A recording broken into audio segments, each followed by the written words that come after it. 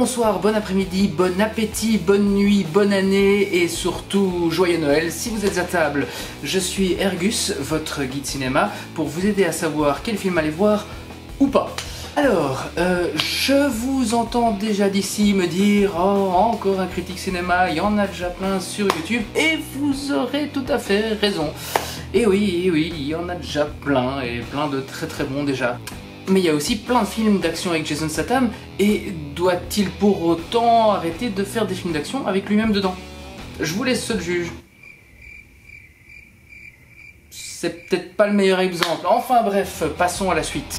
Avant de commencer cette première vidéo, qui suis-je, vous demandez-vous? Ou vous demandez-vous pas? Mais qu'à cela ne tienne, Magnéto Serge.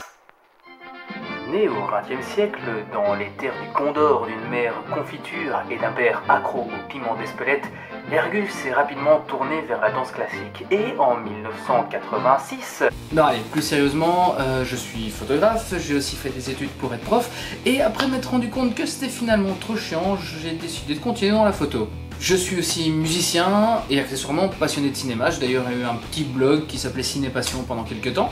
Et grâce à ceci, mon passe magique, les portes des cinémas me sont ouvertes toute l'année.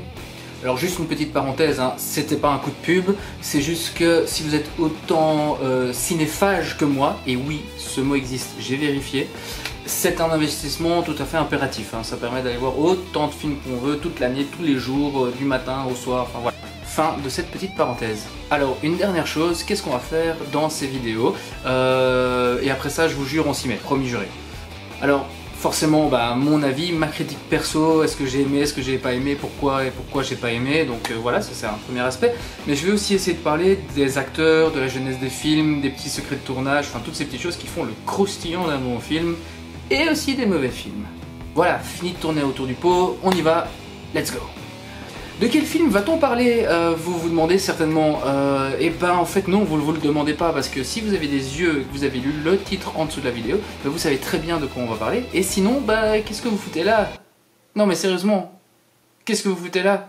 Donc le film dont on va parler, c'est Bloodfather, ou Le Père de sang chez nos amis québécois. Traduction magique. Donc Bloodfather, le grand retour de Mel Gibson. Oui, le grand retour de Mel Gibson. On entend ça partout. Si vous avez un petit peu lu la presse cinéma ou les articles sur internet, on n'arrête pas de dire le retour de Mel Gibson, le retour de Mel Gibson, le retour de Mel Gibson. Vachement dur à dire, hein, le retour de Mel Gibson. Voilà. Mais pourquoi le retour de Mel Gibson? Alors pour ceux qui l'ignorent, Mel, c'est son petit surnom pour les intimes, nous a à peu près habitués à un film par an, grosso modo. Donc juste pour mettre les choses au clair, je vais vous en citer quelques-uns pour vous montrer à quel point il est régulier. Donc, 87, L'Arme Fatale. 88, Tequila Sunrise. 89, L'Arme Fatale 2. 90, Comme un oiseau sur la branche. 91, Mel Gibson rentre à l'école. Ça c'est un petit reportage. 92, L'Arme Fatale 3. 93, L'Homme sans visage. 94, Maverick. 95, Braveheart. 96, La rançon.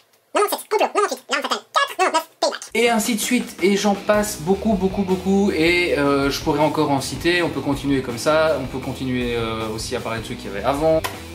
En tout, Mel Gibson nous offre plus de 50 films sur sa carrière, dont pas mal qu'il a lui-même réalisé, dirigé, scénarisé. Alors pourquoi est-ce qu'on parle toujours de ce grand retour de Mel Gibson? Dans les années 2000, Mel Gibson, il fait un peu moins de films blockbusters. Bah oui, il fait un petit break. On va dire que sa dernière apparition au cinéma, c'est en 2004, dans une série qui s'appelle Les Sauvages. Et puis après, il va signer la réalisation de La Passion du Christ et Apocalypto, qui sont deux films qui ont fait pas mal parler à leur sortie, qui ont fait pas mal polémique, mais qui ont quand même rapporté pas mal de pépettes à notre ami Mel Gibson. Les années 2000, c'est aussi l'époque où sa femme de l'époque demande le divorce.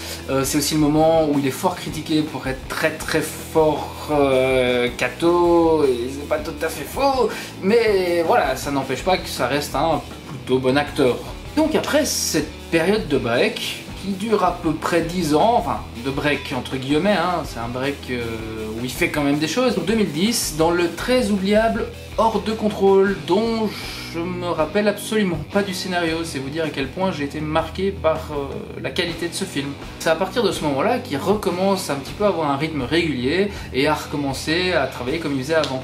2011, Le Complexe du Castor, Très bon film, vraiment, si vous n'avez pas eu l'occasion de le voir, voyez-le. C'est un peu un ovni dans la carrière de Mel Gibson, il joue un rôle dont on n'a pas l'habitude de le voir. On le voit vieillissant, pas bien, déprimé. Je ne vais pas vous raconter toute l'histoire, mais voilà, c'est très très bon.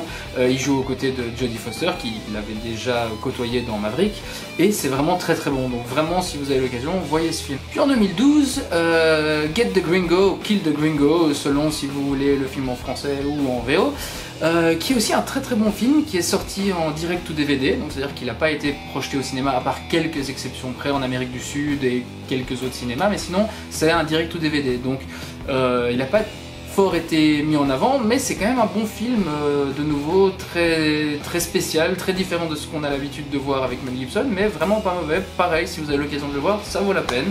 Ensuite, 2013, Machete Kills, et oui, la suite de Machete, qui est un film tout à fait indescriptible, en mode j'en ai rien à foutre, je fais un film parce que ça me plaît, j'ai envie de mettre des acteurs que je kiffe et j'en ai rien à foutre, je m'appelle Robert Rodriguez, voilà, Machete Kills. Très bizarre, mais il s'est assumé, Mel Gibson dedans, il est bizarre, il est comme le film, mais c'est assumé, donc vas-y gars. 2014, Expendable 3. Voilà quoi, Expendable 3, il n'y a rien à dire, hein, voilà. Expendable 3. Donc je récapitule, sur 7 ans, 6 films. 6 films sur 7 ans. Messieurs les journalistes, les critiques de cinéma, Mel Gibson, son grand retour, ça fait 7 ans qu'il est occupé, donc votre info, elle date un peu. Non mais c'est vrai, c'est pas parce qu'il fait pas des films armes fatalesques qui fout plus rien et qui se tourne les pouces. Non, Mel Gibson, il continue à faire des choses, si ce n'est écrire, donc il fait pas rien. Et donc on est en 2016, Bloodfather sort, là il y a quelques temps, réalisé par Jean-François Richet, si je me trompe pas, qui est pas un mauvais réalisateur, hein, qui nous avait offert Assaut sur le District 13, sur le Central 13, pardon, et alors aussi le biopic sur Mesrine, qui était vraiment pas des mauvais films. Maintenant c'est clair que c'est pas un Kubrick, mais ça reste des bons films. Et pour la petite histoire, on aperçoit un extrait de Assaut sur le Central 13 dans Bloodfather. Vous ferez attention quand vous le verrez ou reverrez. Petit indice, ça se passe dans la caravane. Donc l'histoire raconte celle d'un mec, John Link, interprété par Mel Gibson, qui est sorti de prison visiblement il n'y a pas très longtemps, 2 ans si j'ai bien compris, et qui lutte pour pas retomber dans ses anciens travers, c'est-à-dire la drogue, l'alcool, les bastons, enfin voilà, tout genre de choses. Il est tatoueur au milieu du désert dans une vieille caravane pourrie. Note à moi-même, ne pas me faire tatouer dans le désert dans une vieille caravane pourrie. Il y a aussi pas de nouvelles de sa fille depuis très longtemps, et un beau jour, eh ben elle téléphone comme de par hasard. Parce qu'elle est dans la merde, mais alors par contre elle est dans une vraie merde, hein, pas genre j'ai plus d'argent pour les cigarettes. Non, dans la merde style j'ai tué un gangster dans une descente, dans une maison avec des drogués, avec des balles que j'avais achetées moi-même au Walmart, et en fait le gars que j'ai tué c'était mon petit ami, mais en fait il est pas totalement mort, et donc du coup ses potes ils sont à ma recherche pour se venger. Ouais, elle est vraiment dans la merde là. Voilà donc en quelques mots le pitch de l'histoire. Alors oui, certes, on a déjà vu ce type de scénario 1 ou 2 fois, ou 3, ou plus. Mais ça reste quand même sympa, ça reste quand même divertissant, et ça reste un film agréable à regarder. Et puis surtout, Mel Gibson dedans, il est vraiment vraiment bon. Il me rappelle à quelques égards le personnage qui jouait dans Get the Gringo. Donc c'est un gars qui est pas un sale type, c'est quelqu'un qui a juste vécu des sales trucs et qui a fait des mauvais choix dans sa vie et qui essaye maintenant de se rattraper et de faire les choses, allez je vais pas dire bien, mais de faire les choses moins mal.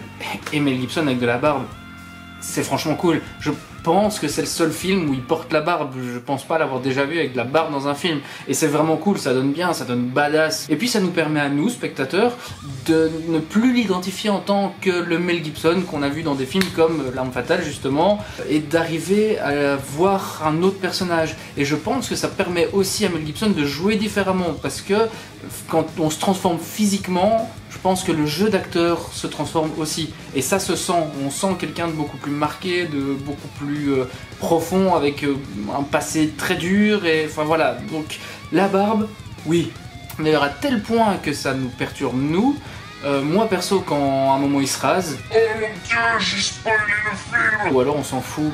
Donc quand il se rase, je me suis dit, ah ouais c'est vrai, c'est à ça qu'il ressemble Mel Gibson en fait. Donc non, la barbe, bien joué, good game Mel Gibson. Alors sinon à part ça, les autres points positifs, outre Mel Gibson qui est clairement un plus, il y a la photographie. Donc il faut savoir que le réalisateur ici il travaille avec le même directeur de la photographie que pour les précédents films qu'il avait, enfin pas tous mais la plupart, et ils ont vraiment cherché à donner une teinte chaude parce que ça se passe dans le désert. L'étalonnage des couleurs est orienté vers du chaud, vers du jaune, du or, et alors il y a une désaturation qui renforce ce côté triste, sec et pas cool de la situation. Donc non, franchement ça c'est pas mal. Ça rappelle même à certains égards les plans ou la colorimétrie de Breaking Bad pour ceux qui ont vu la série, même si apparemment des gens en ont parlé à l'équipe du film et ils disent ne jamais avoir pensé à ça et ne jamais avoir vraiment voulu y faire référence. Mais en tout cas ça sonne vraiment pareil à l'œil, ça sonne pas à l'oreille, enfin. Et alors ce qui est sympa aussi, parce qu'on parle de Breaking Bad, c'est que ça a été tourné au même endroit, donc c'est Albuquerque, Nouveau-Mexique.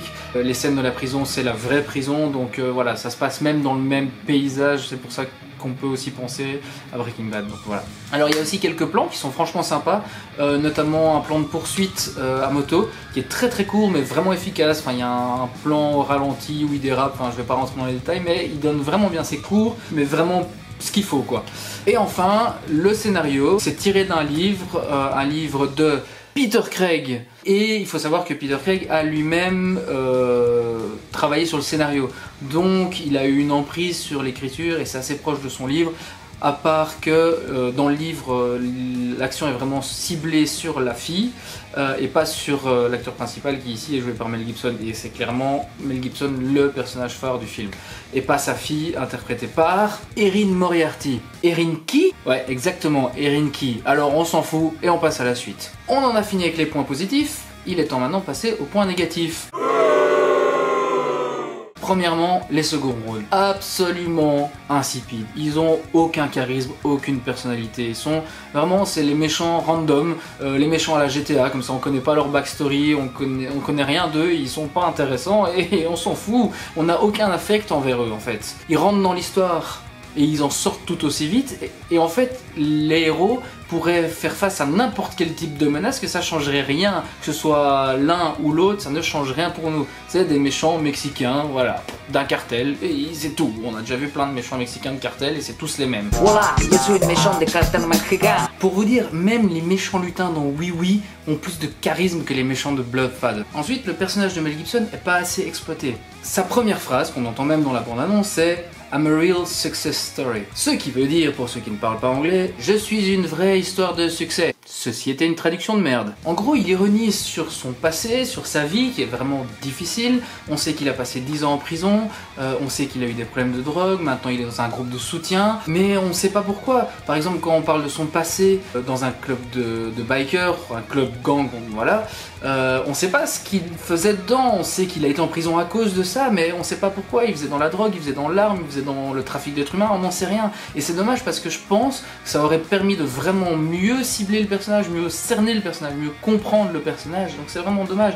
J'ai eu l'impression qu'ils se sont dit on manque de temps pour exploiter les personnages, donc on fait ça vite fait. Et c'est pareil avec sa fille. Sa fille, on la retrouve aux côtés d'un gangster et c'est tout. On sait pas pourquoi elle y est, on sait pas comment elle y est, on sait qu'elle a perdu la trace de son père à un moment donné, mais on sait pas trop ce qu'elle a foutu pendant tout ce temps. On n'en sait rien. Du coup, on développe aucune empathie pour ce qu'ils ont traversé, pour ce qu'ils ont vécu et ce qu'ils doivent encore vivre. Et c'est vraiment dommage parce qu'ils avaient une matière géniale. L'ancien drogué qui essaye d'aider sa fille droguée à sortir de là, c'est bien, ils ont de la matière, mais ils l'ont pas exploité. D'ailleurs, toute cette scène où Mel Gibson doit aider sa fille à sortir de la drogue, ça dure 10 minutes, c'est très rapide, on sent pas la difficulté de cette situation, on sent pas la difficulté pour sa fille d'arriver à sortir de là, elle transpire même pas une goutte, donc c'est vraiment survolé et c'est dommage parce que voilà, on n'est pas en profondeur dans les personnages et dans leur affect. Mais bon, sans plus tarder, passons à la dernière partie de cette vidéo,